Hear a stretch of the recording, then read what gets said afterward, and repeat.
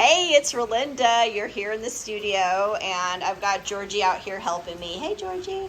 And we are painting your celebration liquid trees right now, and ironically, it is raining. So I'm like, this is perfect to paint liquid trees in the rain. So I just wanted to kind of give you like a quick little tour and show you some of the fun stuff that's been going on. Lots of good stuff been going on. So here is the inspiration piece, and then we have down here your liquid trees in stages. And so this is with the tree actually complete. I still have to do the shadow on the side, but you can see all of those great colors in there. And I just put on this mix of this dark, which is Van Dyke Brown and Prussian Blue. I have a hard time saying that name. So I'm gonna make a couple more quick little videos and show you what it looks like going from here. Okay, so we need to mix some more of that dark color. So this is what my paint looks like. Pop off the top, and then over here, I'm actually going to carefully just, let's see here, squeeze out some paint. And that's the Van Dyke Brown. And then I'm going to get the correct color of blue. And right here. And then I'm gonna mix those up together into a liquid form, which is right here. So I want actually a little more of this Van Dyke Brown mixed into here. And we're going to use just a touch more of Japan dryer. And now we're ready to add those dark spots on your liquid trees. All right, here we go. Ready? This is the fun part. So we're just adding any of those dark shadows, and it's pretty crazy how when I add the paint on here, because it's sitting on wet paint, it will actually start to make some cracks and crazing in the actual paint, this darker paint on top, which is so cool. And I can't actually do that. I don't know, can you hear the thunder and lightning? Well, I guess you only hear the thunder. But all of a sudden it gives the tree so much more form by adding those dark spots.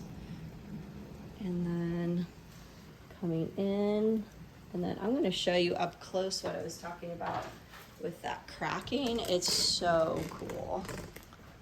Right there, you can kind of start seeing how it like takes some shape of its own. Right in there. You see that? It's so cool how it separates and kind of pulls apart. And it will continue to do that as it dries. And you can already see it starting to happen slightly, right, like right there. All right, and now I'm gonna show you the white portion of the liquid tree. And I always like to start at the top and just come along, right along this edge. And then I pull the white paint across, and then more, and more, and more, and more. So it just like, it actually just skips across. And I do make a mess.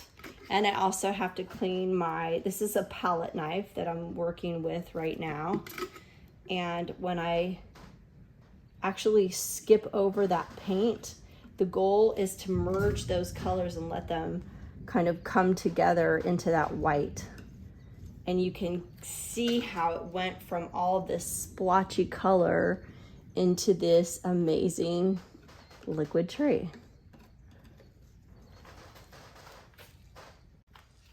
All right, and again, using the palette knife, just scraping and dancing that paint across the top of all these wet colors in the oils.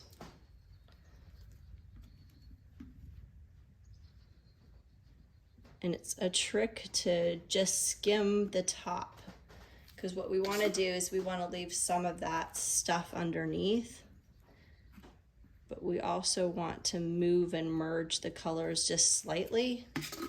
So it's this real balancing act between scraping and also leaving enough surface between all the colors.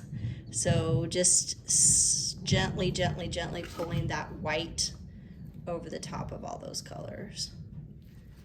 And it's so incredible because the merging of the colors you could not get with a paintbrush. Like all those great striations, you would never be able to get that with a brush.